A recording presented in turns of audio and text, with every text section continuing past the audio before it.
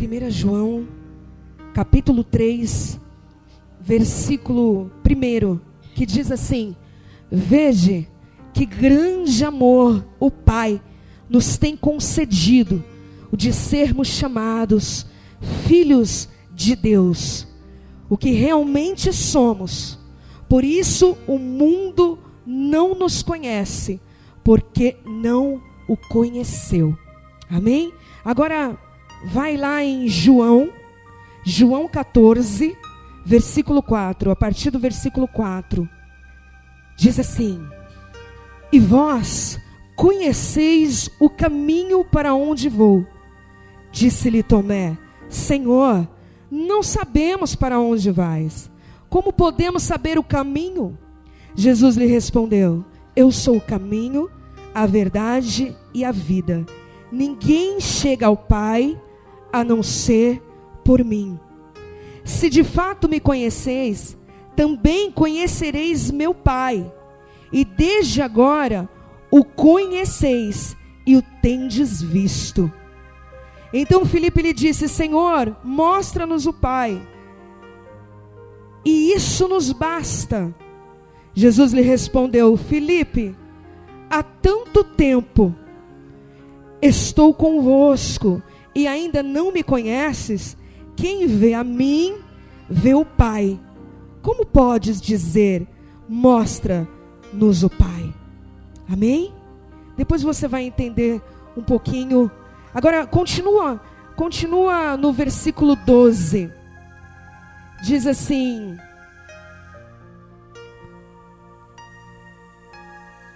Não, segura aí. Depois nós vamos voltar aqui para que nós possamos entender melhor esse texto. Pastora, por que você é sobre filhos de lares destruídos? E por que você iniciou falando a respeito do Pai, né? O nosso Pai. Porque não tem como nós falarmos de lares, falarmos de filhos, nos aponta a uma paternidade, a uma originalidade, uma paternidade. E essa paternidade vem do Senhor, né? Eu quis dividir essa noite com o irmão César, porque ele preparou também um conteúdo muito abençoado, um conteúdo específico. Mas desde o primeiro dia que eu vi esse tema ardeu no meu coração. Eu não vou falar que eu venho de um lar, né, destruído, porque quando nós pensamos em algo destruído, nós pensamos em algo que acabou, algo falido. E sim, aos olhos humanos, destruído, falido, mas aos olhos de Cristo, o Senhor é aquele que refaz, é aquele que restaura, né? Ele é aquele que restaura lares destruídos, que Ele muda a história. Então eu não poderia deixar de falar, eu não poderia deixar de falar um pouco desse contexto.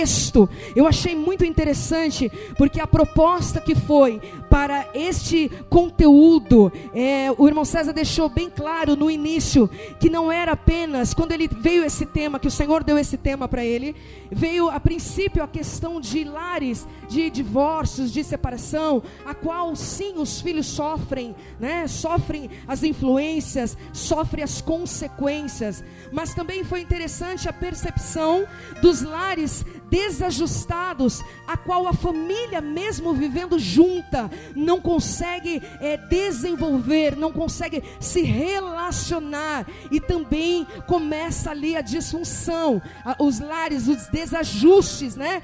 Os lares desestruturados. Então não basta apenas estar presente fisicamente, se emocionalmente nós estamos distantes, né? Eu venho de uma geração que bastava o pai prover a autoridade, a segurança, o financeiro, o físico, né? A segurança física, a segurança financeira, e o seu papel estava pronto, total, era suficiente. estava sendo perfeitamente cumprido. Isso era, de uma certa forma, não era exatamente como se esperava, porque mesmo assim, há sequelas, há desajustes, mas era de uma forma mais camuflada. Hoje não basta apenas uma segurança física, hoje não basta apenas uma segurança financeira, não basta apenas um grito, uma autoridade, uma disciplina. Hoje há uma necessidade em participar. O lar, a família, a união, há uma necessidade das responsabilidades ser divididas, né? Os prazeres, o convívio é fundamental.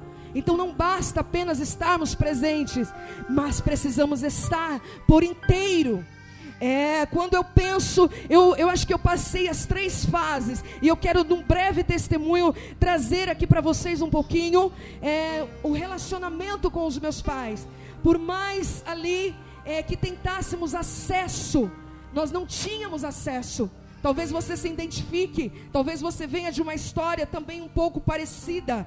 Não havia como se fosse acesso. Quando meu pai se converteu, se tornou ainda mais difícil. Ele se trancava num quarto e ele ficava horas e horas lendo. Isso era bom por um lado, mas quando ele se converte, ele adapta Jesus para a vida dele. E eu não conseguia entender um amor de um pai de Deus, que quando traz alguém o afasta, ao invés de que relacionar, de conviver, de estar no convívio com a família. Então ele já tinha dificuldade em relacionamento. Quando ele se converte, ele se adapta, ele traz Jesus, e eu falo isso no meu livro, e ele passa a usar os seus próprios métodos, e a forma dele lidar, mesmo cristão, não aproximava a família, mas afastava a família. Uma coisa que eu achei muito interessante ao longo dessa semana teológica, se você perceber, foi falado muito da dificuldade de se comunicar. Como é difícil a comunicação. Ontem nós vimos a questão, a influência dos conflitos. Como é difícil falar para o outro, sentar e conversar. E foi batido nessa tecla desde o primeiro dia, da questão da conversa, da questão do relacionamento, do compartilhar, né? O outro não vai adivinhar o que pensamos, é necessário expor. Então essa dificuldade em se relacionar, essa dificuldade em falar, ela não é de hoje. O meu avô, eu não cheguei a conhecê-lo. Quando o Senhor o recolheu, um homem de Deus, eu tinha 2 anos de idade. O meu avô, ele faleceu depois de uma discussão familiar, a qual os filhos estavam discutindo, e ele foi ali separar, e numa discussão muito ali firme com uma das filhas, ele entra para o quarto para orar, ele ajoelha na beira da cama e começou a demorar demais. Quando a esposa foi ver, a minha avó foi ver, os filhos foram ver, o Senhor o tinha recolhido, ele morreu ajoelhado na beira da cama, depois de uma discussão familiar.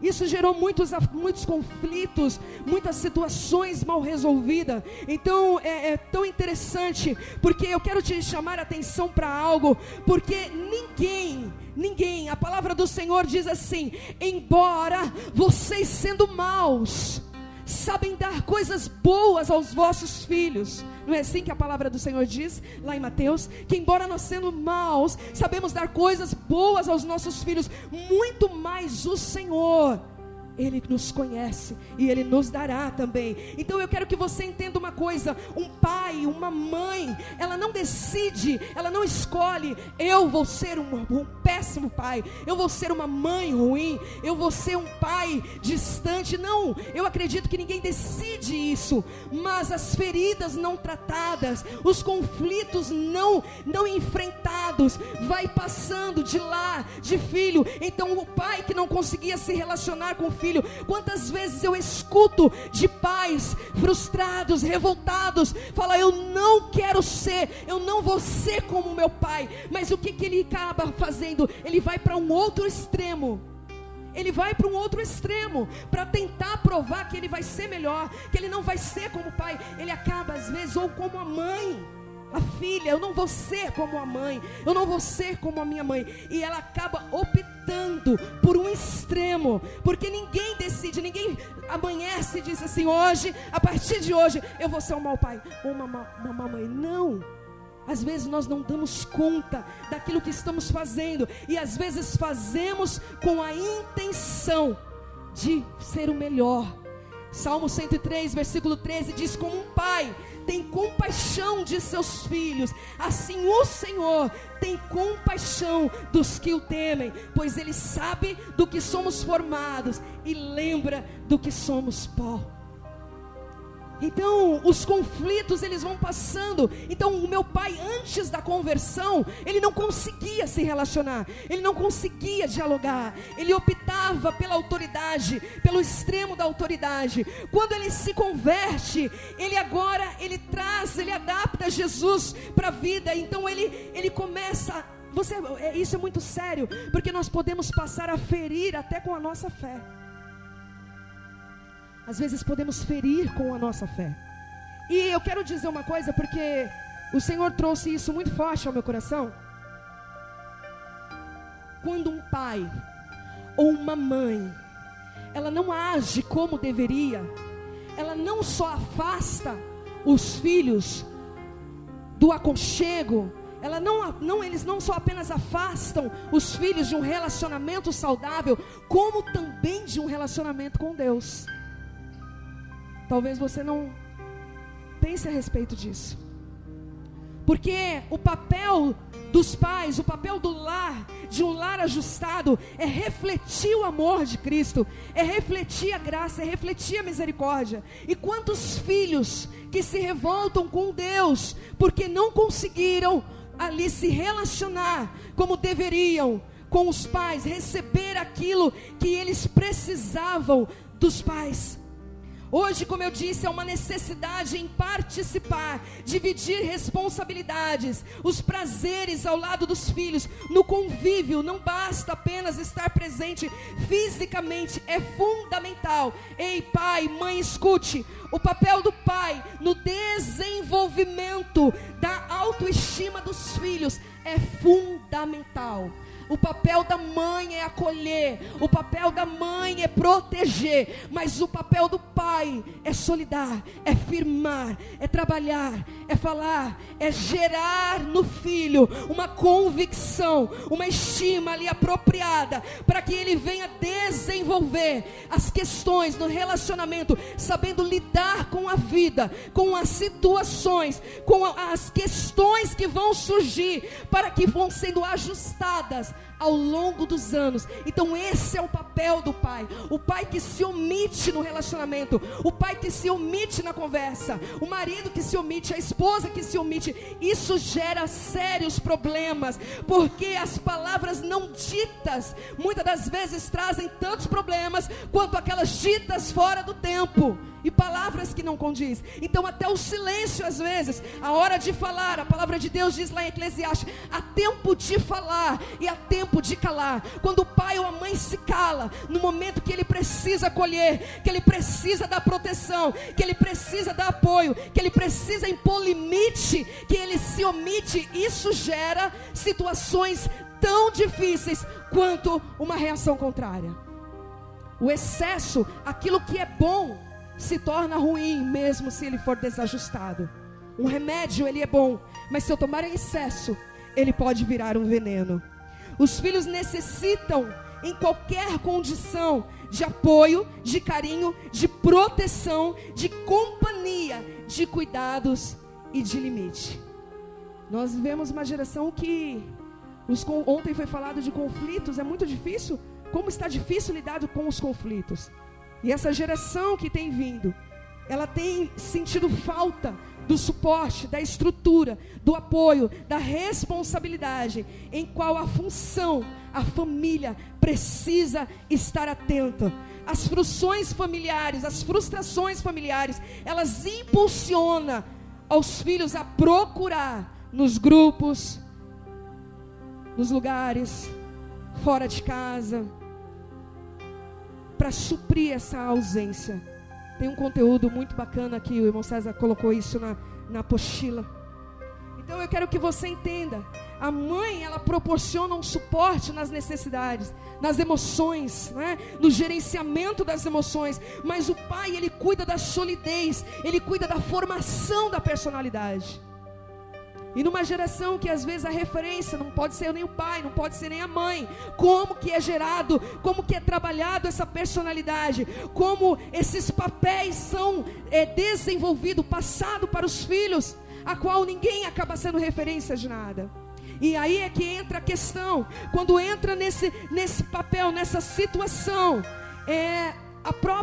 o filho, ele se afasta também de Deus, porque a referência dele como pai, a referência dele do lar, né? Então eu quero perguntar para você, antes de passar para o irmão César, que ele vai estar entrando num outro contexto, mas sem fugir, né, do contexto, como você participa da vida do seu filho, como você permite que Deus participe da sua vida como filho dele. Duas perguntas para você pensar.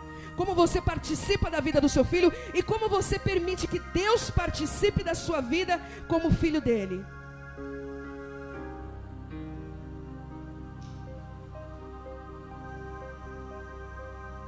Um pai, uma mãe ausente produz vazios e dificuldade até no contato com outras pessoas, no relacionamento com outras pessoas. A comunicação, a interação, ela precisa ser diária, ela precisa ser contínua, é o tempo todo, você precisa ali estar trabalhando, ouvindo, se relacionando. Eu não sei se foi pior, quando meu pai não era cristão, que ele era ausente, saía na sexta, voltava no domingo e eu só via minha mãe chorando e reclamando por conta da bebida. Ou se foi pior quando ele se converteu e ele não conseguiu trabalhar a fé como eu precisava, e ele se isola da família e ele não consegue novamente se relacionar. E eu pensava, e eu tive muita dificuldade de entender o papel do amor de Deus, que tanto se era falado. O pai, o amor do pai, o amor de Deus. E eu pensava, que amor é esse? Eu não conseguia entender essa ideia, não conseguia desenvolver na minha mente. Precisou de um longo processo, precisou de um amor muito genuíno, da paciência, né? Da graça de Jesus, trazendo a verdade, porque a mentira, muitas das vezes, ela vai tomando um lugar que ela parece até com uma verdade. E eu não conseguia entender. Sabe por quê? Nós trazemos uma ideia de Deus, de como Ele é e como Ele reage a nós, diferente quando nós não o conhecemos. Antes da conversão, mas depois nós nos convertemos e passamos a entender o amor de Deus, e agora esse amor não está mais distante como eu pensava, porque agora eu tenho comunhão com Ele. Nós lemos aqui, Jesus falou assim: se vocês verem a mim, como que vocês não vê o Pai? Vocês conhecereis a mim, vocês também vão conhecer o Pai, por conta do relacionamento. Então quando nós entramos para a família de Cristo, quando nós nos convertemos, esse amor se torna real, e eu me aproximo desse amor, e agora é diferente. Esse amor de Cristo em mim, ele passa a me mudar, ele passa a mudar, e esse amor nos envolve. Mas eu não conseguia entender isso, porque o meu pai, ele administrava a fé de uma forma isolada. Quantas vezes você, como pai, como mãe, quantas vezes, e eu me coloco também nesse caminho, compartilhamos com os nossos filhos a palavra de Deus, compartilhamos, né? Temos esse momento de comunhão. Então a ideia, muitas das vezes, que nós temos, frequentemente a ideia que fazemos de Deus, ela é influenciada e está ligada ao nosso relacionamento com o nosso Pai, com o nosso Pai natural, com o nosso lar, com a nossa família. Quando um filho olha para um pai, o ideal seria identificar as qualidades do próprio Deus: amor, misericórdia, disciplina, atenção. Mas isso nem sempre é possível. Isso nem sempre é possível. Está muito confuso ou vocês estão entendendo? Amém? Então eu queria que vocês entendessem essa parte. E depois aí, para não ficar assim vago, quando depois de 25 anos, meus pais se separaram. Então, o que acontece com o divórcio? Porque eu achei interessante o que o irmão César falou. Tudo aquilo que foi produzido com a distância do pai fisicamente, não fisicamente, mas emocionalmente, depois do divórcio, foi só consequência. Então, por exemplo, o que eu quero deixar aqui, quero que você pense a respeito. Às vezes o relacionamento do pai e do filho, dos pais, já não está bem, já não consegue estar alinhado. Então, se acontece alguma coisa, dá a impressão que foi aquilo, mas não foi. Já vem desajustado, já vem sem palavras, e aí depois vai falar o quê? Então ficou muito difícil. Nós levamos muitos anos hoje, para a glória de Deus. Eu tenho um relacionamento muito bom com ele, com a esposa dele. Ontem à noite mesmo estava falando com ela, porque, preste atenção, eu não conseguia ficar bem com ele a partir do momento que eu não conseguia ficar bem comigo mesma, porque vai passando, e sem falar naquilo que às vezes nós projetamos nos nossos filhos, né? Às vezes, palavras até de peso, situações que você quer evitar, e você passa às vezes a fazer da mesma maneira. Estão entendendo? Então nós levamos muitos anos para que as coisas fossem colocadas no lugar. Então eu quero que você entenda algo. Nós precisamos estar abertos. Se nós pegarmos aqui o que foi falado no contexto da Semana Teológica, ela nos aponta para alguns pilares. Ela nos aponta para o amar. Ela nos aponta para honrar a Deus com as nossas vidas, as nossas escolhas. Ela nos aponta para perdoar. Ontem a pastora Mariana falou sobre ceder. Então assim, não é apenas uma coisa, um contexto, mas é um conjunto. É um conjunto daquilo que o Senhor, Ele tem mostrado e Ele tem falado. Olha, ajuste isso aqui, ajuste esse lado, conserte isso aqui. Quantas vezes, quantas situações deploráveis. E foi tão interessante que o Senhor preparou. Faz mais ou menos, acho que uns 3 anos, já estava com o ministério, quando eu fui visitá-lo, fui para Natal visitar o meu pai, e eu tive uma conversa. O Senhor preparou um momento muito especial, e eu falei: pai, no hospital, não faça com as meninas, porque agora ele tem 3 filhos do novo casamento, né? Novo que já não é mais novo, mas assim, já tem, os meus irmãos já estão grandes, formados, mas eu falei: não haja da mesma forma. E ele olhou assim para mim, ele ficou pensativo. Eu falei: faça diferente, porque é uma oportunidade de fazermos diferente. Mas imagine quanto tempo que levou, quantos anos levou para que pudesse haver reconciliação. E hoje, nessa noite, o Senhor falava a respeito de reconciliação. Pais que não conseguem se reconciliar com os filhos, filhos que não conseguem se reconciliar, se relacionar com pais, famílias, irmãos, e aí vai se estendendo e vai virando uma confusão. Então eu quero chamar a atenção para você nessa noite, para que você pense a respeito do seu papel como pai, do seu papel como mãe. É fundamental. E quando você se omite na verdade, quando você se omite na palavra, nós não apenas afastamos os nossos filhos de nós, mas nós afastamos do Senhor. Porque são situações e feridas que vão ali sendo, sabe, vão sendo abertas. O Marquinho preparou uma canção no final. Você vai cantar a canção ele cita nessa canção a respeito do filho pródigo, né? O filho pródigo, aquele que ele pegou, o mais novo foi, e ele gastou tudo que ele tinha das parábolas do filho, mas o filho que ficou era o primogênito, e ele não se sentiu digno daquilo que ele vivia. Ele não se sentia digno do relacionamento. E uma coisa que me chamou muito a atenção, que o pai ali, quando o pai, ele vai até ele, né? Ele fica indignado. Vamos abrir lá só pra gente, já estou quase fechando, que eu quero passar para o irmão César, porque eu tenho certeza que ele também vai falar, trazer coisas abençoadas. Lucas, vamos abrir lá em Lucas 15.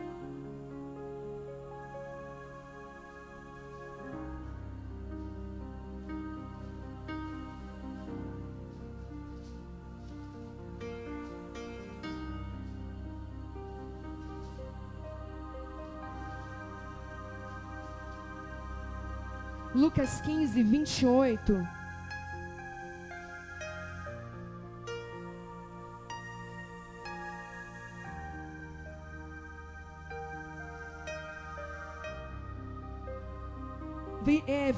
Deixa eu ver aqui. 28, isso mesmo. Lucas 15, 28. Falando do primogênito.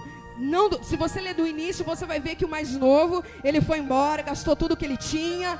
Mas quando ele volta, depois de tudo ele volta, o pai o recebe, fica feliz. Mas olha o que diz o versículo 28. Mas agora falando do primogênito, do mais velho. Mas ele se indignou e não quis entrar. Quando o filho mais velho, ele vê a recepção que o pai estava fazendo para o filho mais novo, ele fica indignado e ele não consegue entrar, ele não quis entrar. Aí olha o que a palavra diz: então o pai saiu e insistiu com ele. Sabe o que o Senhor falava? Tem pais e tem mães que precisam insistir com o seu filho.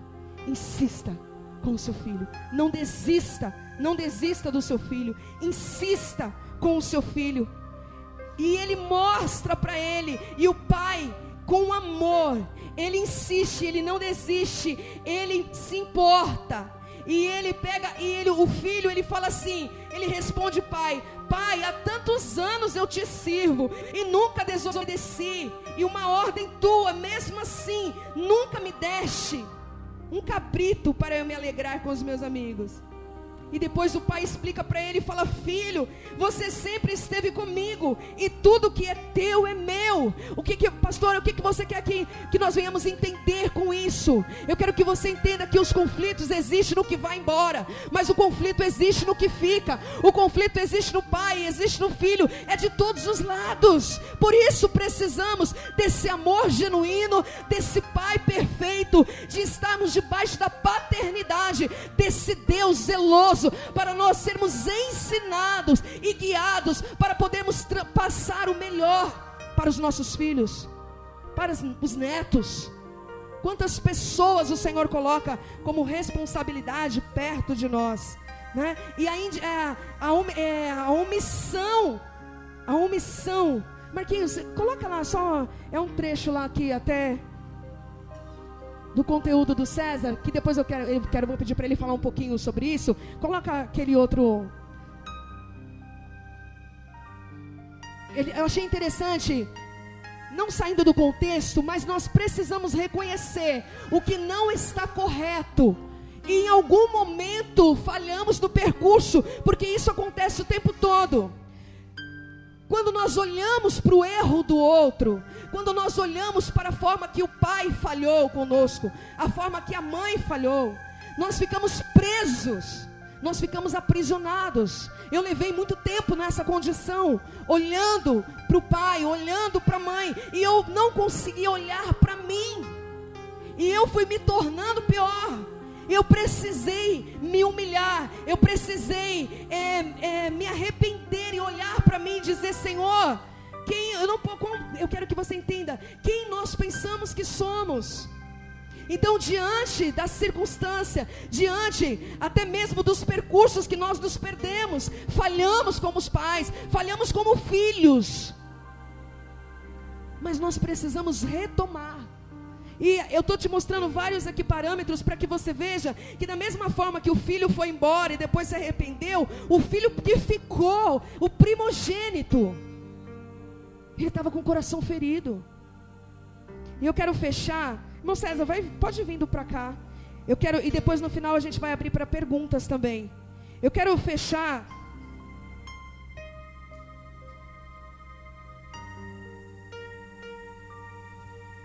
com um texto do meu livro, que é um capítulo que eu falo sobre a armadilha de viver o extremo. Porque aquilo que eu falei para vocês, quando às vezes você fala: eu jamais vou ser como meu pai foi. Eu queria muito que o Marcos estivesse aqui. O Marcos teve muitos conflitos com o pai. Ele era muito apegado à mãe dele. Ele não conseguia, há muitos anos, sem se falar com o pai. Sabe por que ele não falava com o pai? Para não desagradar a mãe. Sabia? Durante muitos anos, o Marcos ficou, eu falo isso porque eu posso falar isso na frente dele, né? Ele ficou sem se relacionar com o pai, porque ele não queria desagradar a mãe. E quando Deus recolheu, levou a minha sogra. E agora? Aí sabe o que o Senhor falou para mim? Você vai trazer o seu sogro para dentro de casa. Eu falei, Senhor, será que eu ouvi mesmo do Senhor? É isso mesmo? Ele, como que ele vai aceitar? E o Senhor fez um mover. E o meu sogro veio para minha casa. E em casa ele se converteu, ele ouviu a palavra, ele foi batizado. E o Marcos passou, ele foi ali, ele começou a desenvolver um relacionamento com o pai. Mas ele tinha até aquele sentimento de culpa, porque o pai tinha falhado com a mãe. E para ele ficar do lado da mãe, se ele estivesse do lado do pai, dava a impressão que ele não estava ali confiável com a mãe. Então olha quantas mentiras, quantas distorções. Deus preparou restauração com a mãe, restauração com o pai, porque só o Senhor pode fazer isso. Só o Senhor pode fazer isso. E quantas eu poderia passar aqui e ficar falando muitas situações de desajustes, de lares destruídos que vivemos, relacionamentos que às vezes, momentos da nossa vida que queremos nos beneficiar com situações do outro, tirar proveito. Poderia falar muitas coisas, mas eu quero finalizar com um trecho. Esse capítulo 5 fala do livro Cura, Socorro que Vem do Alto. Ele fala sobre lidando a armadilha de viver ao extremo. Então eu quero ler um trecho para você, que eu falo do meu pai, mas depois também eu falo de mim, mas aí se você quiser você lê o livro.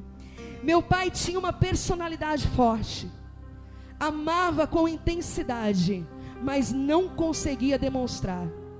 Ele não conseguia demonstrar amor, era difícil demais para ele demonstrar amor. Sabe por quê? Porque ele não amava? Não, porque demonstrar para ele era sinônimo de fraqueza. E quantas vezes as pessoas agem dessa forma? Quantas vezes o amor, ele é confundido ali, demonstração de amor é confundido com sinônimo de fraqueza. Demonstrar amor era sinônimo de fraqueza, e isso era algo que não se podia admitir. Fraqueza era algo que não se podia admitir. Dar atenção e carinho, sabe o que expunha? Expunha fragilidade. Então ele evitava. E ele preferia se fechar no seu mundo, mas isso acabava tornando ele insensível, aparentemente, e invisível às necessidades e as diferenças da família. Quando você se anula, quando você se isola, quando você não consegue resolver os teus conflitos e se fecha no teu quarto, você se torna indiferente à necessidade da sua família. Só que por outro lado, ele tentava fazer o seu melhor, cuidando, protegendo, educando, a preocupação para que nada faltasse, nada saísse do controle. Agora eu quero te fazer uma pergunta. Nós temos a convicção que nós não temos o controle de nada, não é verdade? Mas agimos como se tivéssemos. Preste atenção, pensa a respeito disso. Nós sabemos que não temos o controle, mas nós agimos como se tivesse. Então ele se cobrava e ele não conseguia ali lidar com aquela situação. Imagine, diante de ver o pai morrendo, diante de um conflito familiar, que foi o que aconteceu, vem do meu avô, a confusão, a culpa de quem é? A culpa é da irmã, não, a culpa é sua, a culpa é do irmão, a culpa é de todo mundo. O que meu pai optou? Ele optou pelo extremo da autoridade, e não percebia que a mágoa que causava no outro, estava causando em si mesmo. Aquela mágoa, quando você opta por qualquer extremo, isso vai ferir os outros tanto quanto fere você. Isso é uma armadilha muito perigosa. Sabe por quê? Dá uma aparência de controle que nós acreditamos ter. Coloca-se uma máscara. Um tipo de relacionamento desse, você pode achar que eu estou falando exagerado. Não, eu ouço muitas famílias, muitos casais, e eu vejo isso a cada dia. Coloca-se uma máscara nela e nos que estão na sua volta. Porque eu queria até, se tivesse dado tempo, eu teria até trazido máscaras. Porque quando eu coloco uma máscara em mim, eu vou querer colocar uma em você. Porque se eu não quero me ver quem eu sou, muito menos eu vou querer ver quem você é. Está entendendo? Então eu coloco uma máscara em mim, coloco outra em você. E não percebo. por usarem máscaras, eu gostaria de ter trazido hoje máscaras, se tivesse tido tempo. Por usarem máscaras, não percebemos a sensibilidade do ser humano. Se você está com máscara, se você vive numa família que não há verdade, que não há transparência, é como se estivéssemos com máscaras e nos tornamos insensíveis, não há sensibilidade. As lágrimas se escondem por trás das máscaras. A face se contrai, revela as marcas do tempo, mas quem é que percebe se estamos de máscaras? Quem percebe? Quem percebe o semblante caído? Quem percebe as marcas do tempo? Quem percebe? Porque com máscara não se percebe. Quem percebe olhares entristecidos? Porque quando não vivemos a verdade, não vivemos sonhos, não desfrutamos de sonhos. E por não desfrutar de sonhos, porque numa situação dessa é impossível sonhar, sabe o que acontece no final? Eu vou te falar o que acontece. Um dia tudo desaba, a máscara se rompe e a pessoa se choca profundamente com as respostas de suas próprias escolhas. Quando descobre a verdade, pensa ser mentira e não percebe que a mentira que estava vivendo era uma grande verdade. Isso choca. Então eu queria deixar essa reflexão para você, eu queria que você pensasse a respeito do que foi falado. Vou passar para o César para ele dar continuidade. Continuidade não, ele vai falar aquilo que ele preparou. Graças a Deus, moço. Hoje eu vou mudar a minha impressora, ela só imprime quando ela quer, ela tem vida própria. E hoje ela não quis imprimir para mim. Aí eu vou fazer algo que eu nunca fiz, pregar com o celular. Mas a gente consegue. Preciso modernizar, né? Quando eu preparei essa semana teológica, que eu estava preparando, eu falei assim, eu falei, pastora, não quero pregar não quero nem um dia, eu só vou fazer a apostila. Acabei falando 2 dias. Vamos ler em Provérbios 17, 1. Obrigado, Cátia.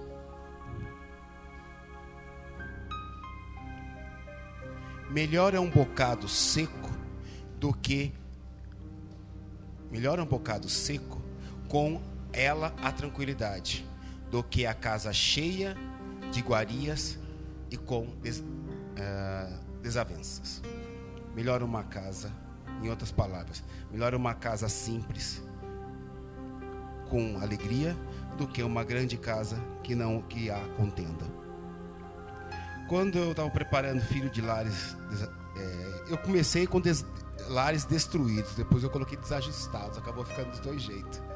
Na verdade, sim, a primeira coisa que, quando eu estava pensando, quando eu estava preparando essa apostila para tratar sobre lares destruídos, a primeira coisa que veio na minha cabeça foi separação. Foram casais que se separam e os filhos têm que viver essa relação de um pai vivendo numa casa e a mãe na outra. Com o passar do tempo a coisa foi mudando e eu fui percebendo que os lares destruídos não eram só esses. A grande destruição dos lares estavam dentro de casa com pai e mãe e filhos. Porque na verdade o conflito ele está dentro de casa. E na verdade essa semana toda quando nós falamos sobre homossexual, falamos sobre quem sou, qual é o meu objetivo de vida, como falamos sobre os conflitos, tudo isso eu até falei, gira em torno de uma mesa, porque é a mesa onde se conversa, é na mesa onde há relacionamento. E qual eu considero um dos pilares dessa família desajustada que nós temos hoje? O grande problema, e ele poderia ajudar, mas ele acaba interferindo e atrapalhando, se chama tecnologia. Nós não percebemos, mas a tecnologia ela toma o lugar do pai, ela toma o lugar da mãe, ela toma o lugar do relacionamento, porque a tecnologia ela tira aquilo que a família precisa ter, que é comunicação. Como uma filha conhecia a mãe? A filha conhecia a mãe na cozinha, porque uma comida boa não se faz comida em meia hora. Comida boa não. A não ser que seja aquele arroz sem sal lá, pronto. Mas aquela comida boa, como se fazia antigamente, como em algumas casas ainda se faz, demora. Então a filha, ela aprendia a cozinhar com a mãe. E naquele contato ali da cozinha, ali se conversava, a filha se abria com a mãe contava as experiências dela, então tinha aquele relacionamento. Então a filha crescia parecida, escutando a mãe e se relacionando com a mãe. O filho, ele conversava com o pai, tinha aquele momento de conversar com o pai, de ter essa interação, um acaba conhecendo o outro. Hoje a tecnologia, ela tira isso.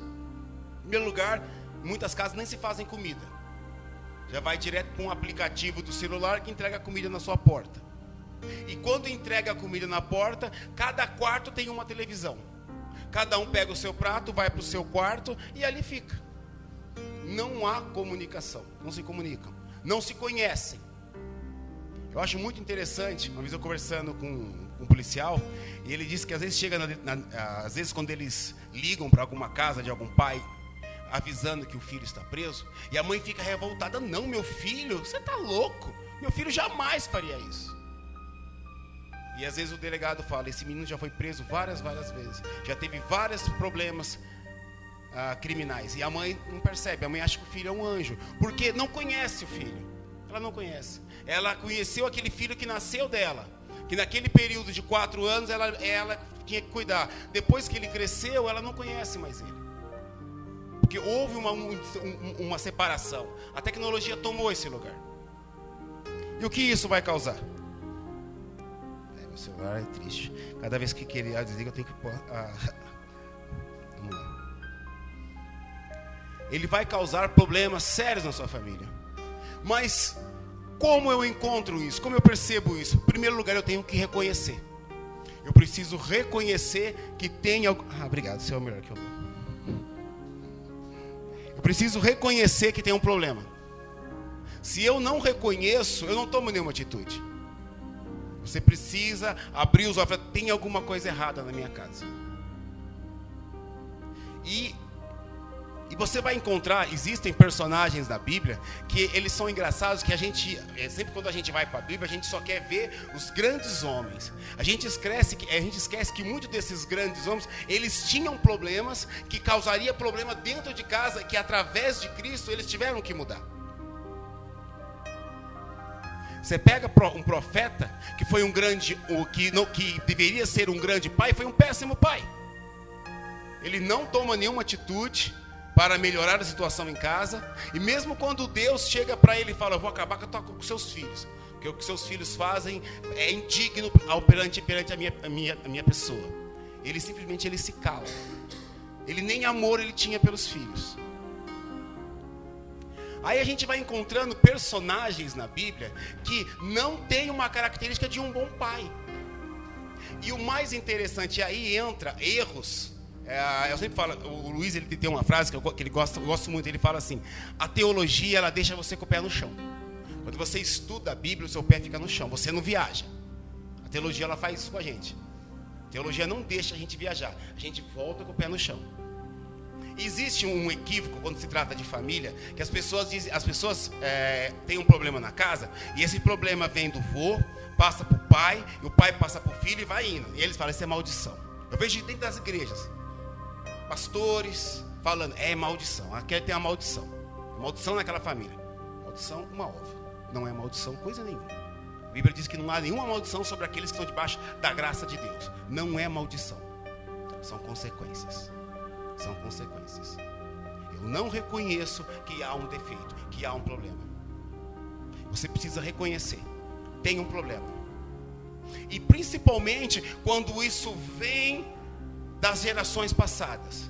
O meu pai, de repente, o seu pai foi um homem agressivo, foi um homem violento. Você acaba trazendo isso para você e leva para o seu relacionamento. Se torna um homem agressivo. A sua mãe foi uma mulher negligente. Você se torna uma mãe negligente. É maldição. Não, não é maldição. Porque eu preciso romper com isso. Como eu faço com isso? Eu preciso reconhecer que tem um problema. Eu preciso reconhecer. É muito difícil reconhecer que temos um problema. Que eu não sou a pessoa tão boa como eu queria que eu fosse. Eu preciso reconhecer, tem um problema. Sim. Primeiro passo: reconheça o seu erro. Aonde você errou? Aonde você errou? reconhecer.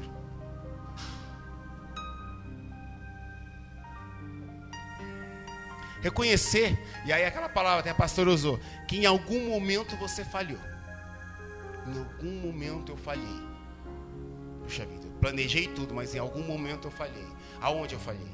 Eu preciso ir lá, rever aquilo ali, a consertar com aqueles com o qual eu errei. Se tiver que pedir perdão, eu peço. Se tiver que mudar, começar do zero, quebrar tudo, começar tudo de novo, eu preciso fazer isso. Eu preciso reconhecer.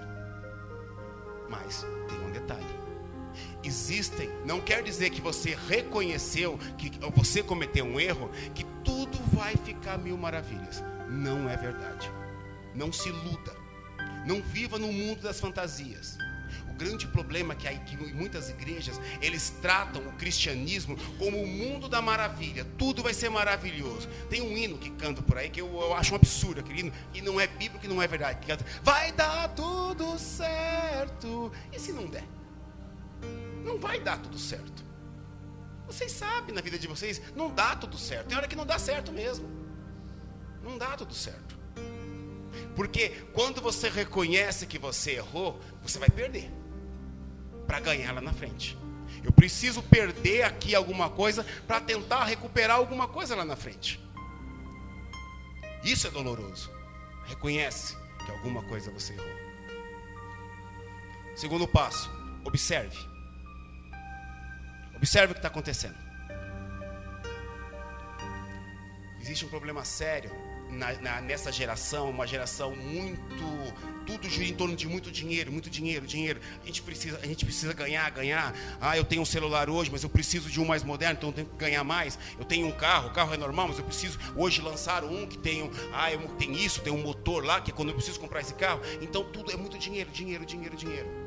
E eu acabo negligenciando, e eu não observo coisas que estão acontecendo na minha casa. Eu não presto atenção, eu não consigo observar. É muita correria. E às vezes a gente diz para nós mesmos, o tempo está passando muito rápido. Não é que o tempo está passando muito rápido, está passando também, mas você está muito atento com coisas que não vão te levar a lugar nenhum, e está desatento com coisas que vai ter um problema sério dentro da sua casa. A sua casa é o seu point. Ali é o lugar que você tem que amar. É o melhor lugar para a sua vida, tem que ser a tua casa. Se a sua casa começa a se tornar um lugar desagradável, tem coisa errada. Eu tenho amigos casados que na sexta-feira eles não gostam de voltar para casa. A casa para eles não é prazerosa. E eu sempre falo para eles, vocês têm que reconhecer, alguma coisa está errada. A casa tem que ser um lugar prazeroso. O melhor lugar para você voltar tem que ser a tua casa. Se você não gosta de voltar para a sua casa, alguma coisa está errada. Você tem que, em primeiro lugar, reconhece. Está errado. O que está errado? Sou eu errei. Aonde eu errei? Eu preciso reconhecer que eu errei. E aí entra a parte mais difícil. A natureza do desajuste, ele vai gerar consequências. Tudo que você faz, tudo que você fala, todas as suas atitudes que você tem com as pessoas que você ama, gera consequência. Eu vou chamar isso de semente. Que tipo de semente você está plantando? A semente, e você não consegue reverter isso. Isso se chama semente. Se você é um pai negligente, vai ter uma semente. Se você abrir mão de ter um controle mais sobre o teu filho, vai ter uma semente. Vai gerar alguma coisa. E depois você não vai poder mudar isso. Essa semente é o que você planta dentro de casa. A tua casa, ela é fértil. Sua família, ela vai crescer. Você não tem como segurar isso. Você não pode impedir que seu filho saia na rua. Mas o que você ensina para ele? O que ele leva?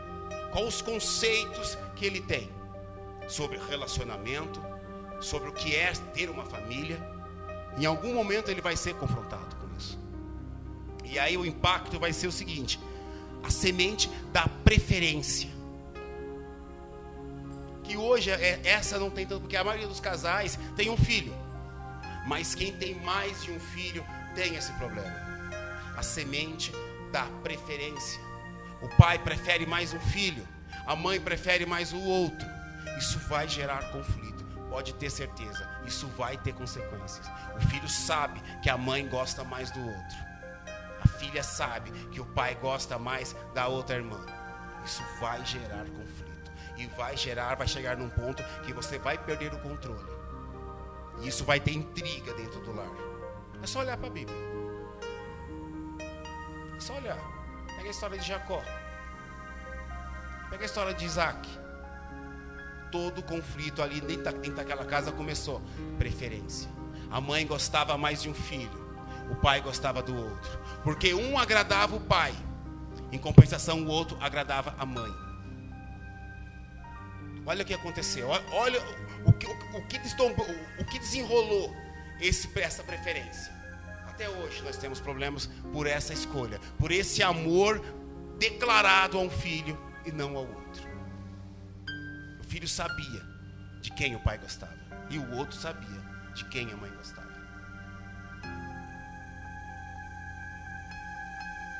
Semente da mentira.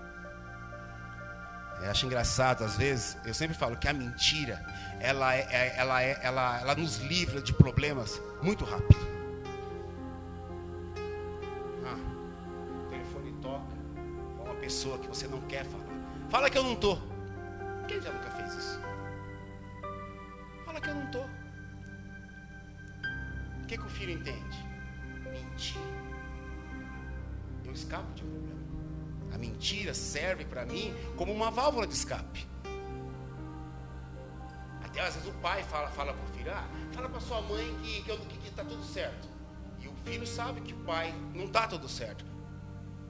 Fala para sua mãe que eu já volto. Fala para sua mãe que eu vou ali. Você não foi ali, você foi lá. E o filho presta atenção nisso. São detalhes que parece que passa despercebido. São coisas muito simples, mas vai gerar consequência. E um dia que o filho mentiu para o pai, e o pai fala: você mentiu para mim, ele fala: você mente também. E aí vem o problema mais sério. Eu preciso romper. Eu preciso romper com isso. E eu preciso reconhecer, é verdade, eu menti. Mas eu estou falando que você não deve mentir, porque existe um mal. Eu errei, estou reconhecendo. Agora é hora de você parar com isso. Só que é difícil fazer isso. Isso é difícil, isso dói. O que é que eu faço? Eu me calo. Eu me calo. Gerações de mães que vieram de relacionamentos errados.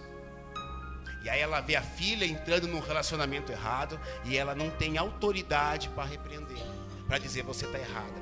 Porque ela olha para o passado dela e fala: mas eu errei também. E aí no mundo eles dizem: é maldição. Não, não é maldição não. É porque você errou e você não tem coragem de repreender, porque você olha para si mesmo. Eu olho para mim e falo: mas esse erro eu também cometi quando eu tinha a idade dele.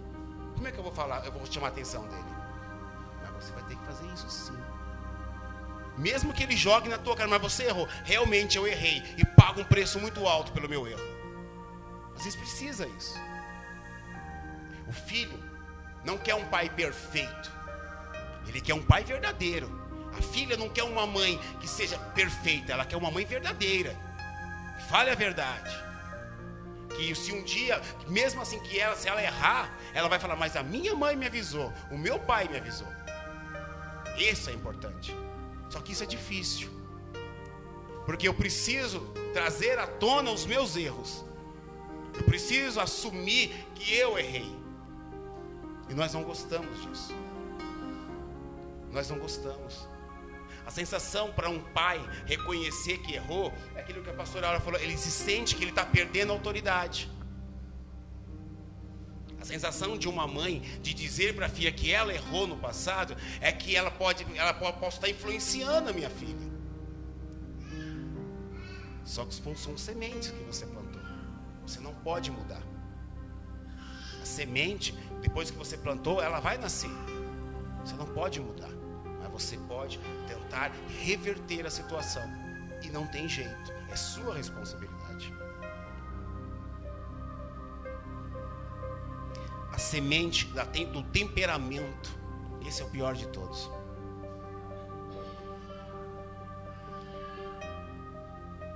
Eu já vi crente dizer assim para mim. Uma senhora uma vez falou para mim assim. Ela era muito nervosa, ela disse assim para mim: eu sou assim mesmo. Eu sou de Touro, eu sou nordestino, eu sou brava mesmo. Se precisar, eu desço a mão na cara mesmo. Eu sou assim mesmo. Não dá, é minha natureza. Eu falei: dá para mudar sim. Eu ainda fui até duro quando eu falei assim: se você não mudar, você não será salvo. Porque se Jesus mudou Pedro, que era extremamente ignorante, ele pode mudar você. Se não há mudança no seu temperamento, você não se converteu. E isso é o grande problema hoje dentro das famílias.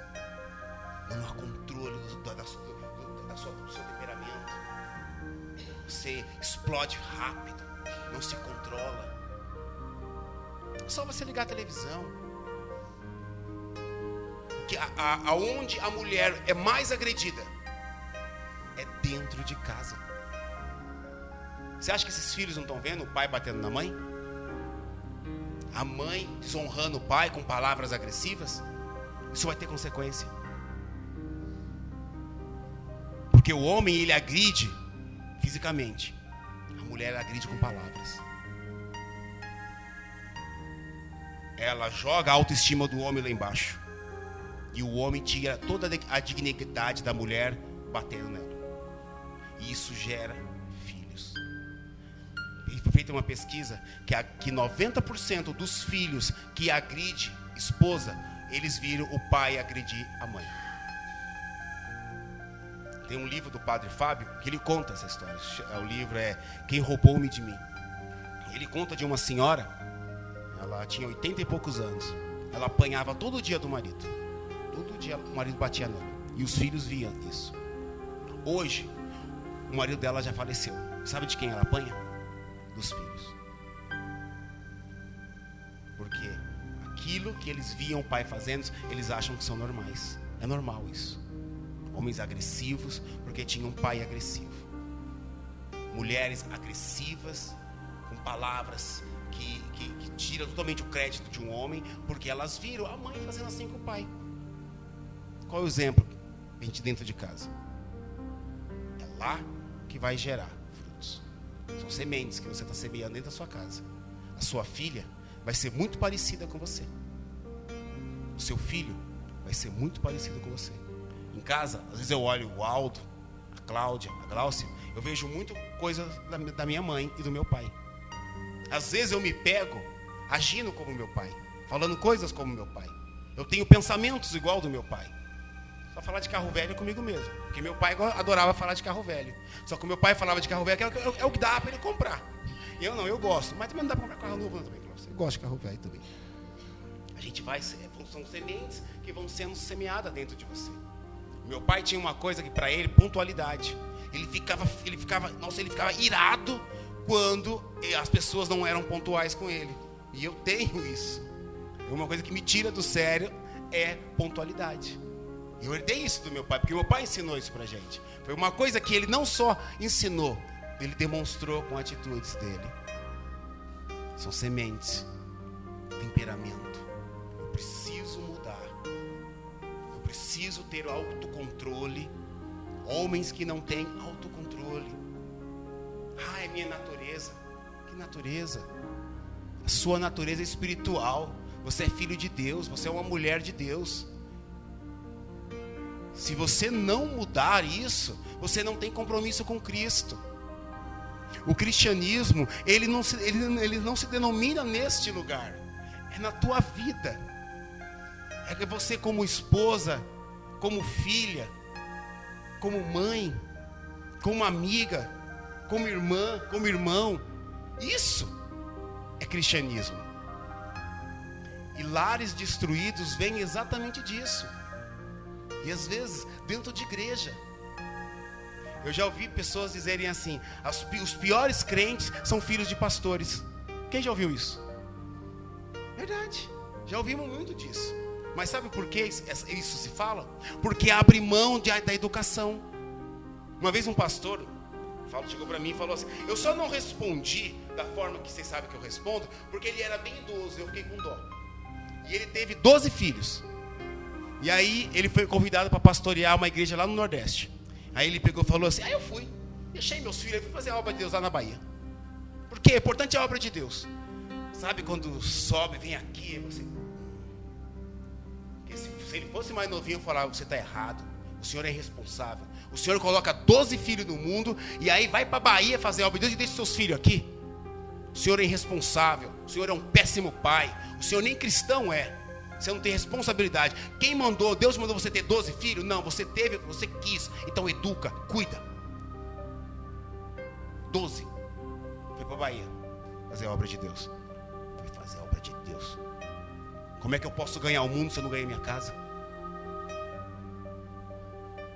Não tem cabimento. Meu melhor ministério é a minha casa. O meu maior exemplo são aqueles que estão do meu lado. Eu posso pregar o que eu quiser no púlpito, posso fazer todo mundo chorar, pular. Se eu chegar em casa e aí os que estão em casa não me admirarem, não gostarem de mim, não me amarem, eu estou perdido. Eu perdi tudo. Eu não ganhei nada. Então pensa nisso.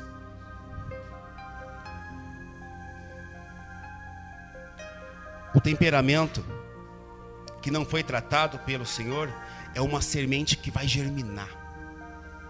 Deus precisa trabalhar o seu temperamento.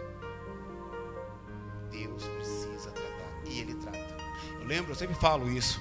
Quando eu tinha meus 20 e poucos anos, eu era estudante de teologia. E eu era muito impulsivo.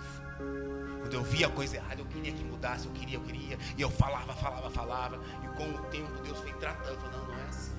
Não é no seu tempo, é no meu tempo. E Ele foi mudando. E uma vez eu comentei com a Cláudia, eu não troco o César de hoje pelo César de 25 anos atrás. Não troco. Porque hoje eu tenho controle das minhas emoções. Eu sou muito mais calmo do que aquele lá. Porque eu deixei que o Senhor entrasse e mudasse aquilo que não era bom. Porque aquilo não era bom. E eu tinha que reconhecer isso. O meu temperamento precisava passar por um tratamento. Sim. E fé, não adianta dizer eu tenho fé em Deus, mas os meus comportamentos, as minhas atitudes não condiz. Aí Deus olha e fala, não te conheço, meu querido. Eu não te conheço. Os 12, eles andavam com Cristo, mas eles não conheciam Cristo. E eles andavam. Quem conhecia Cristo mesmo era Maria e Maria Madalena. Porque quando Cristo morreu, o que eles fizeram? Voltaram para o mundo. Quando a Bíblia fala que eles voltaram a pescar, eles voltaram para os hábitos antigos.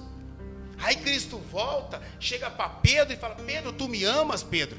Claro que eu te amo. E ele pergunta 3 vezes, porque ele falou, Pedro, você não entende o que eu falei para você, o que eu fiz com você? Eu te ensinei, Pedro. Você precisa mudar, Pedro.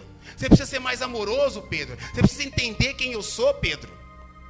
Ali é quando Jesus fala, Pedro, tu me amas? E ele pergunta, ele está dando uma puxada de orelha em Pedro.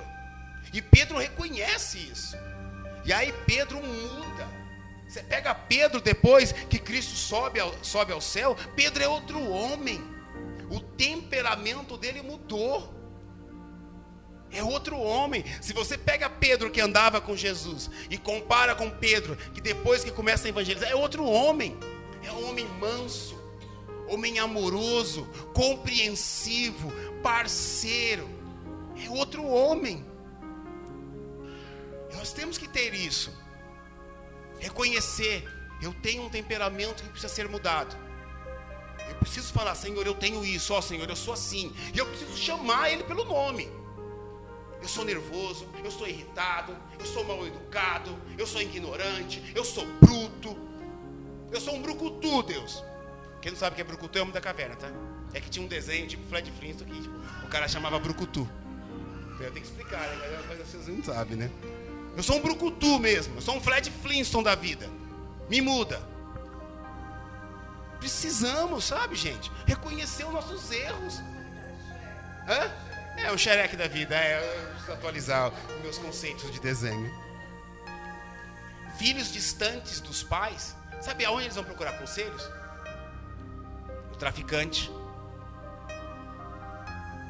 no Noia da esquina. Um pai de um doidinho, que é um pai bacana. Se você não aconselha o teu filho, você não conversa com o seu filho, tem gente lá que conversa.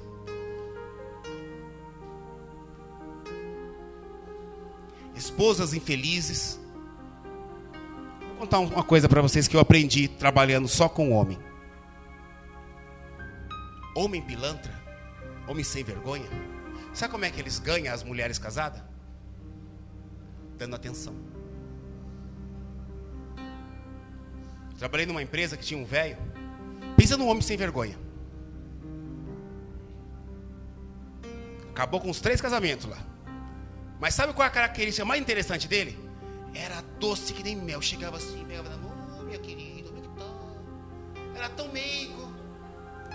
Ele falava assim, ele chegava assim, e aí, minha filha, como é que tá? Já ia fazendo carinho na mão. Falei, tá, seu sem vergonha. Porque a mulher recebe o carinho lá, porque o marido não dá em casa, não dá atenção, não conversa. Porque não tem em casa, busca lá fora. O filho não tem companheirismo em casa, ele busca lá fora. Dentro de casa não há essa troca. Não há relacionamento. O filho vai se tornar um péssimo marido, porque viu um pai que é um péssimo marido. E ele vai achar que isso é o certo. Ele acha que isso é legal. Ele vai achar que isso é certo. Mas eu tenho um segredo para você. Não importa como foi o seu passado, como foi o seu pai, como foi a tua família. Se ela teve alguma coisa que você não gostou, você pode mudar. Você pode mudar. Você pode dizer, a minha casa era boa, mas tinha uma coisa que não era legal. Mas eu vou mudar. Pede para Deus, Senhor, me dê sabedoria. Aonde eles erraram, eu não quero errar. Eu posso ser melhor. Eu reconheço que eu tenho falhas, mas me muda. Eu preciso ser mudado. Eu preciso ser melhor. Reconhecer. Reconhecimento, gente. Não deixe sementes estranhas criar raiz na sua casa. Não deixa. Percebeu que está nascendo uma coisa estranha lá? Corta. Corta. Você tem autoridade. Grande problema dessa geração: pais e mães sem autoridade. Mas se eu fizer isso, o meu filho pode mais velho, tem que procurar um psicólogo. Sabe qual era o meu psicólogo quando eu era criança? Um chinelo havaiana, bem grandinho. Era um psicólogo excelente, Clóvis. Que psicólogo bom que era aquele, Marcos. Quando eu desobedecia, lá veio o psicólogo. Era maravilhoso aquele psicólogo. Resolveu tanto que até hoje eu acertei a vida, né? O psicólogo funcionou. Tem autoridade. Deus te deu autoridade dentro da sua casa. Não fica dando ouvido para a GNT. Não fica dando ouvido para esses psicólogos de mídia. Eles não têm compromisso nenhum com Deus. Eles não querem. Sabe qual é a grande arma que o diabo está usando hoje? Ele quer destruir a tua casa. E se você não abrir o olho, ele vai entrar e vai destruir mesmo. Ele vai colocar em programas bem legal que o seu filho assiste, Malhação. Vai colocar lá, o que é uma família? Não importa. O pai trai a mãe trai o pai. Depois no final dá tudo certo. Não dá. Não dá. Aquilo é mentira. É laços diabólicos. São influências malignas. Toma cuidado. Não deixe você entrar na sua casa. Aconselha, conversa. Fala para ele o que acontece. Mostra para ele o que acontece. Deixa ele entender o que é ser um homem. Fala para o teu filho, você sabe o que é ser um homem? Sabe o que é ser uma mulher?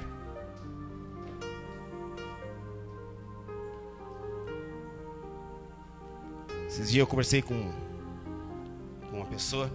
O filho dele começou a namorar e brigou com o pai porque queria que o pai comprasse o presente para a namorada dele. Aí eu falei, não compra. Não compra. Ele quer namorar? Começa a trabalhar primeiro. Eu quero namorada? trabalha. Vê como é que a coisa, como é difícil. Preciso entender o que são valores. Preciso entender como as coisas são difíceis. Preciso entender que a vida não é mil maravilhas. Tem momentos difíceis. Preciso dar valor ao meu pai, dar valor à minha mãe. Sabe o que eu mais gostava de fazer quando eu era criança, Clóvis? Eu adorava ir do trabalho do meu pai. Eu achava lindo. Eu admirava. Eu era fã do meu pai. Meu pai era motorista de ônibus. Ele trabalhava ali na rua da feira, aqui no Diadema. E ele passava de ônibus, aí eu ia levar a marmita para ele. Aí ele pegava, ele ia até o Pauliceia. Depois eu voltava e me deixava aqui. Eu sentava do lado, aquele banquinho do lado, e eu ficava olhando ele dirigindo, ele tocando mágico. E ele com aquele Ray-Ban. Eu achava o máximo aquilo, eu admirava, eu achava lindo aquilo. Eu achava lindo aquilo. E eu sabia como era suado o dinheiro do meu pai. Eu admirava ele. Admirei até o último dia da vida dele. Ele foi minha grande referência. A minha referência. O meu melhor amigo foi meu pai. Eu falo até hoje, quem é o teu melhor? Meu pai. Meu pai foi meu melhor amigo. Melhor amigo de um filho tem que ser o pai. Melhor amiga da filha tem que ser a mãe. São essas pessoas que te amam mesmo. Entenda. As melhores pessoas que você tem é a tua família. Valoriza ela. Cuida dela. Não deixa o inimigo semear semente estranha lá dentro. Cuida dela. Ela tem valor, ela é importante. Na dificuldade, quem fica do teu lado é a família. Muitos jovens não conhecem a paz no lar. Estão experimentando uma doce paz na família que construíram. Isso é importante. Se você não conheceu a doçura de um lar, constrói um lar doce. Constrói. Pede para Deus sabedoria. Pede para Deus direção, discernimento, estratégia. Eu não sei como educar o meu filho. Pede para Deus então. Pede para Deus discernimento. O que eu faço? Pede para Deus autoridade. Pede autoridade. Não deixa perder a tua autoridade como pai, como mãe. Geração de homens e mulheres sem autoridade. Homem não é simplesmente aquele que gera um filho numa mulher. Homem é aquele que tem autoridade. A voz dele tem que ser forte. Ele tem que ter autoridade. Mulheres que têm autoridade dentro de casa, que têm respeito. Respeita teu pai, respeita a sua mãe. Isso vai ter consequências na tua vida. Pode ter certeza nisso. Existem promessas, poucas promessas para a igreja, mas existe uma que é fundamental. Honra teu pai e a tua mãe, para que prolongue os seus dias na terra. Honra teu pai, honra tua mãe. Valoriza seu pai, valoriza tua mãe. Aprenda o máximo que você puder, porque um dia eles vão embora. O normal, o natural da vida é que um dia você se despeça do seu pai e da sua mãe. Às vezes acontece ao contrário, né? Isso não é o anormal. O normal é um dia você ter que se despedir do seu pai e da tua mãe. Então aproveite enquanto eles estão aqui. Aprenda, preste atenção. E pai, mãe, seja autoridade. Tenha autoridade. Não perca a autoridade. Não deixe o mundo tirar a tua autoridade como pai. Não deixe o mundo tirar a tua autoridade como mãe. Não deixe. É algo que é seu. Você quis ser pai. Você quis ser mãe. Então você tem que ter autoridade. Você tem que ser a referência na tua casa. Ninguém pode entrar lá e tirar a sua autoridade. Ninguém. Se te falta isso, então pede. Pede para o Senhor, eu quero aqui ter autoridade na minha casa. Autoridade dentro da palavra. Porque quando eu tenho autoridade dentro da palavra, eu tenho amor. Que é aquilo que a pastora estava falando. Eu tenho amor. A temperância. A casa tem que ser um lugar bom. Reflita hoje. Como é que é a tua casa? É um lugar gostoso de ficar? Pensa. Pergunta para você hoje. Como é que é a minha casa? Eu gosto de ficar em casa? Como é que é você com a sua esposa? Vocês estão bem juntos? Vocês gostam de andar junto? Vocês gostam de conversar? Como é que é você e teu filho? Se conversam? Falam? Ele pede conselho para você? Você dá conselho para o seu filho, para sua filha? Essas perguntas têm que ser feitas. Eu preciso rever meus conceitos. Eu sou igreja, eu sou cristão. Nós temos que ser referência. Como a igreja é referência? Como marido, como esposa, como filho. É assim que o mundo vai nos enxergar. O mundo não quer saber se você frequenta uma igreja. Eles querem saber como é que vocês são, como esposa, como marido, como filho. Sabe por que no mundo, quando você erra, as pessoas falam, e é crente. Viu? E é casa de crente. Porque eles estão esperando que você seja referência, um exemplo, para que eles possam seguir. Para que eles falam, eu preciso ser que nem aquele. A minha casa tem que ser igual a casa do pastor. A minha casa tem que ser que nem a casa da Roberta. A minha casa tem que ser que nem a da Kátia, que nem a da pastora Áurea. Deus quer isso. Você tem que ser referência. É assim que nós evangelizamos. Não adianta eu pegar a minha Bíblia e sair entregando folheto na rua, se as pessoas não olham para mim e me veem como uma referência. Não adianta. Estou me enganando. Eles vão olhar para você.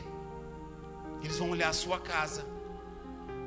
Não é que você não vai errar, todos nós erramos. Mas existem coisas que faz parte do povo de Deus, que é a temperância. É só você olhar as pessoas que se convertem. Pega Pedro. Pega os personagens da Bíblia. Quando há uma conversão, como eles mudam. Não é que agora eles são santos, não. O que acontece é uma mudança de personalidade. Eles começam a agir como Cristo agiria. Eles se tornam pessoas melhores. Entenda uma coisa. Olha para você hoje. Lembra de você há 2 anos atrás. Não é muito tempo. Como você era 2 anos atrás. Se você continua a mesma pessoa de 2 anos atrás, alguma coisa está errada. Eu preciso mudar todo dia. Todo dia eu preciso estar melhorando, melhorando, melhorando. Isso faz parte de um lar ajustado. Não é que você não vai errar. Você vai errar. Isso faz parte. Mas eu preciso estar observando. Observando. Eu estou melhorando. Eu me tornei um homem melhor. Eu me tornei um pai melhor. E o mais importante de tudo, o dia que eu errar, reconheça que você errou. Peça perdão, peça desculpa. Não é vergonha nenhuma pedir desculpa. Eu sei que é um pouco chato às vezes. Me desculpa, me perdoa. Mas faz parte do cristianismo. Se eu não consigo pedir perdão ou desculpa para alguém que está do meu lado, como é que eu faço com aquele? Como é que eu faço com aquele? Amém? Vamos orar? Senhor maravilhoso, nessa noite falamos sobre lares desajustados, lares destruídos. E é o mais importante para que nós aprendamos disso, é que precisamos estar atento para sementes erradas que estão sendo plantadas nos nossos lares. Sementes que não vai gerar coisas boas, sementes que não geram sabedoria, que não geram conhecimento, mas que gera discórdia, que gera tudo aquilo que não fortalece, mas destrói.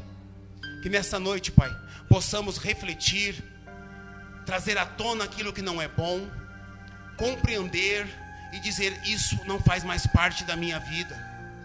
Que o Senhor possa esclarecer a nossa mente, que o Senhor possa nos dar sabedoria, discernimento, nos dar estratégia para que tornarmos famílias melhores, lares fortes. Porque famílias estruturadas é uma igreja estruturada. Família desajustada é uma igreja perdida, sem estrutura. Porque a base da igreja está nos lares. Nós precisamos estar atentos, Pai, porque nós sabemos que o alvo do inimigo é as famílias, é o lar, é o casamento, é o relacionamento do pai com o filho, da filha com a mãe. Nesta noite, Pai, nos dê discernimento, nos dê estratégia e nos dê sabedoria. É o que nós te pedimos, Pai, no nome do teu filho amado Jesus.